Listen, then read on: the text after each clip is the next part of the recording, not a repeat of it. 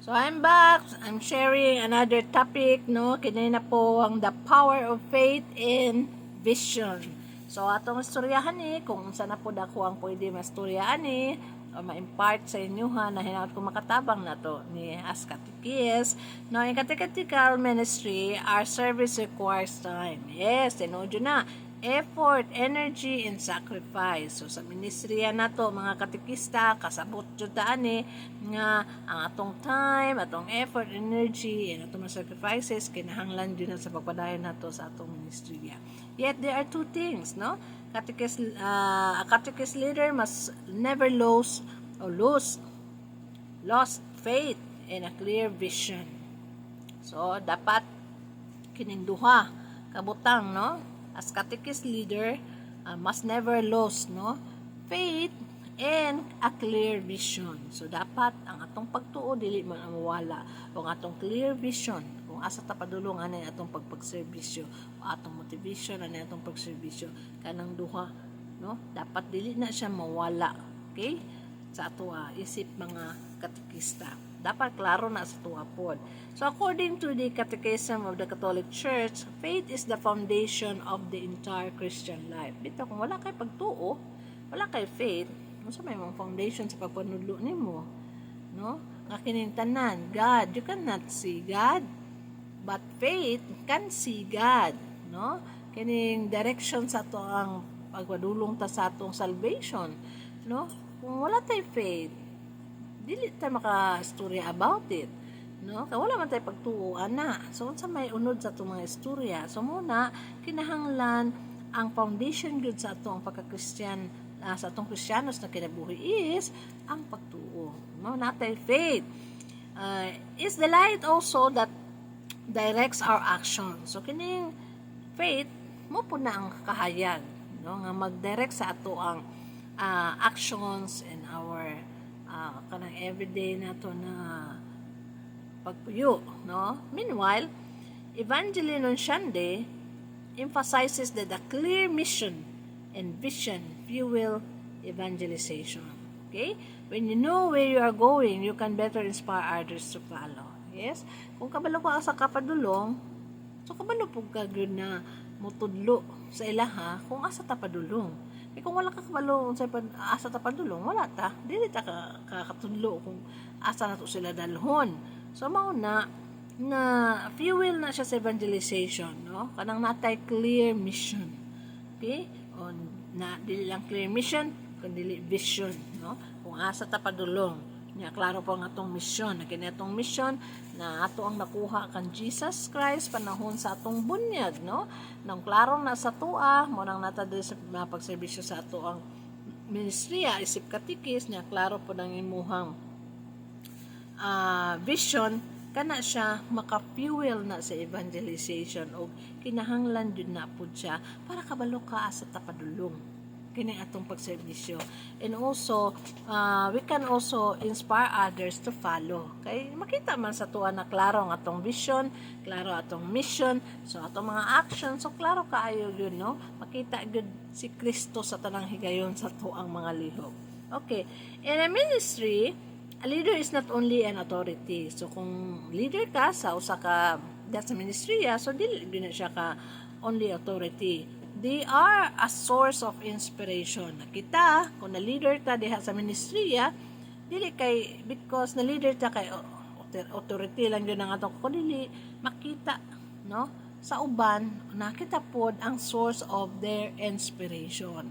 No, kung ang leader na to hina-hina, so siyempre ang sumusunod po na medyo mahina-hina pod kay hinay man ang atong leader, no?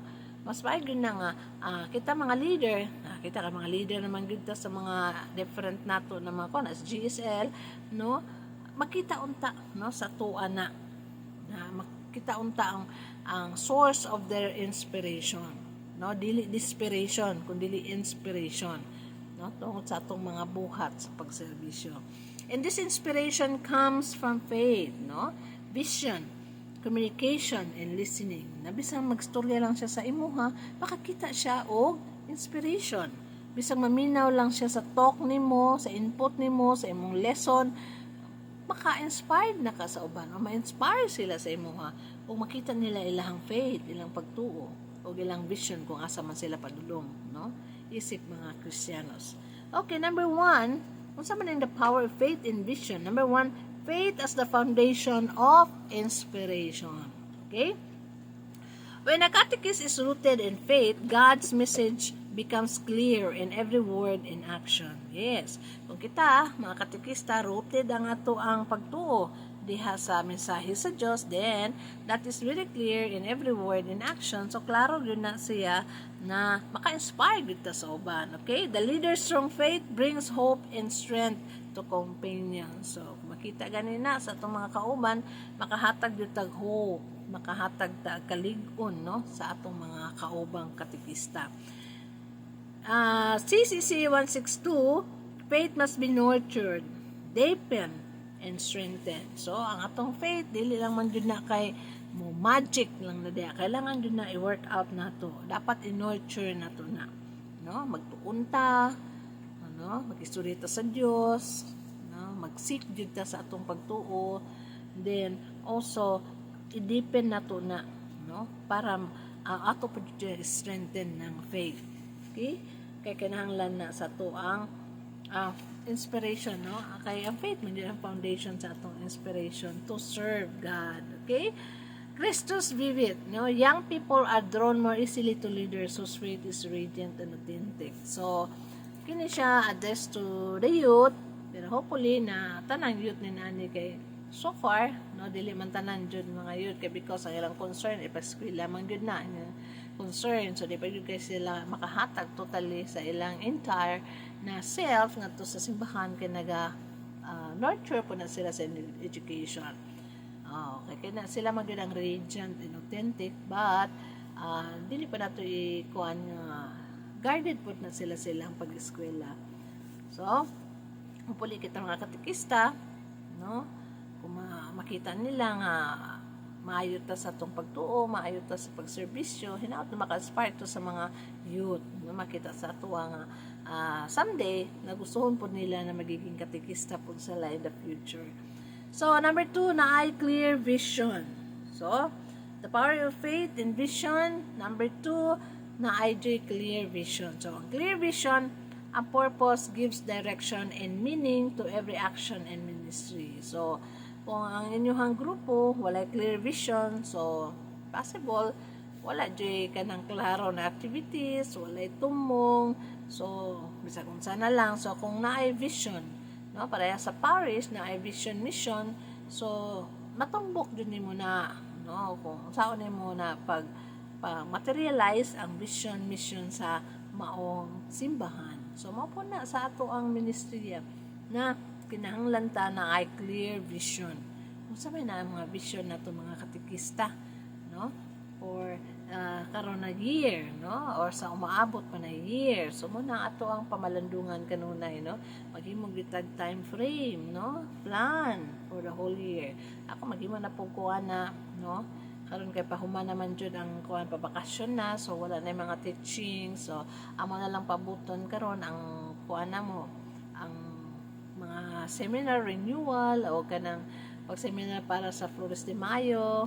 So muna lang na mo ang so na ko yung mga time to really to have a plan sa akong mga lesson plan, o hantod kuton sa kutob unsay akong may pang-input. So ako ano na siyang klarohon, no? Samtang napa sa vacation para abot sa panahon nga mag-start na mi sa amo ang lesson, then I am ready, no? Plaster na ang tanan, naka-time frame na siya. So na ako vision na mahuman ko sa ako ang kanang school year nga mahuman jud ang module na kuan di atas, no, or kanang na ako ma-input nga separate from the module pero makadagdag pod sa ilahang pag dako, no, is mga Kristiyanos na mga bata. Okay, so kinahanglan natay clear vision, no? Volunteer students or catechists understand why they are doing something. They are more motivated. So kung kita pod, no, or mga estudyante or kanang mga fellow na to catechist, kung kasabot gani siya anong ginabuhat nato ning atong pag-mission, then they are more motivated, no? Kung wala ko kasabutan ning akong ginabuhat karon, dili jud ko motivated. Pero kakasabot man ko nga this is my life, no? Akong gipuy-an ang akong mission, ang mission sa akong bunyag, no? Nga diin ako nakakuha sa threefold mission ni Jesus na magiging prophetic, okay? Kingly o priestly. So ako nang ginapuy-an, no? Isip catechist. So muna ang ako ang motivation nga kini akong mga pangidaron karon, ako nang ginihatag ngadto sa Dios. Kung asa kong mabutang, then I will do my best and God will do the rest. Okay? A clear mission becomes kukumpas amid fatigue, confusion, or disorder. So kung klaro imong mission diha sa pagsunod kang Kristo pinaagi sa pagkakatikista, then dili ka mapatig o walay confusion because klaro man na imong vision, imong mission. Of course, na ako mga giapila na others na mga kanang organization, pero ang pinaka-priority din ako is ang pagiging katikis because diri ko na design, no? Ang akong kahibalo naa diri gyud na design, no? Wala sa uban. So mo na nga kung dili mapuko leader ngadto sa others na ko na organization, member naman po ko, but dili man kayo nga biyaan, pero ang pinaka-priority din ako is being a catechist. Okay, so example, in clear vision, in teaching catechesis, explain how each lesson relates to their personal life. Bitaw mo, nakabitaw ko mag-lesson ko, i-relate man ako sa personal life, or else, no, mag-wondering yun na ilang mind, saan ako nag-ipang storya diha, kung dili na ma-relate nga to sa ilang personal life o sa ilang spiritual life. So, in relationship with Christ, no, dapat imo yun na siyang isulti, no, imo yun na siya i-connect sila ngadto kay, or else wala lagi gud sila mapupo di sa kasabot. So when they understand the purpose, every session becomes meaningful. Mo na nga kung makakita ganay na sa imong mga bata, sumuamin, ma-excite na sila, kay mamina na po sila, or ang uban mag-wonder kung maka-absent ka, alang wala na lagi kito nasulod si ma'am, naon sa na dito si ma'am, na ako gani no sayang maka-absent ko because na ay mga trabaho na kailangan atimanon. So mo na nga magbalik ko sa school, ang mga estudyante ito mamutana no ano nga inana. So mo na siya. So kailangan na masabtan ganina nila. So ang every session is a meaningful one.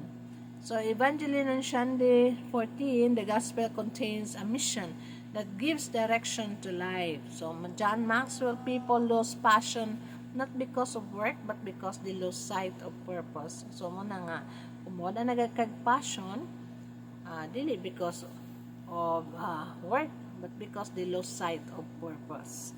Okay, so ako sa namputlon, continue lang ko niya.